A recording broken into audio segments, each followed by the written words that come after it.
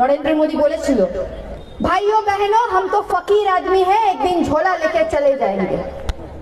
মনে রাখবেন, ওই ঝোলার মধ্যে এলআইসি, ওই ঝোলার মধ্যে রেল, ওই ঝোলার মধ্যে স্কুল কলেজ, প্রত্যেকটা জিনিসকে উঠিয়ে রেখে আমাদের দেশকে ফকির করে চলে যাচ্ছে।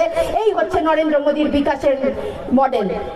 আমাদেরকে প্রশ্ন করতে হবে না যখন বিজেপি আসছে, বিজেপি 2024-এর নির্বাচন আসছে এবং এই সময় দেখা যাবে গ্রামে গঞ্জে প্রত্যেকটা জায়গায়, পশ্চিমবঙ্গ বিভিন্ন দেশের জায়গায় তারা প্রচুর টাকা, এই আদানি আম্বানি তাদেরকে ফান্ড করবেন যে যাও গিয়ে জিতে আসো।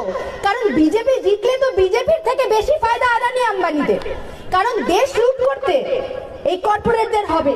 কারণ সাধারণ মানুষের যদি জমি এরা লুট না করতে পারে, সাধারণ মানুষের অধিকার যদি না লুট করতে পারে, তাহলে এই কর্পোরেটদের জীবনযাপন করা এই দেশের মধ্যে কঠিন হয়ে যাবে। এবং এটা ভালো করে বুঝে গেছে যে যদি নরেন্দ্র মোদীর সরকার এই দেশের মধ্যে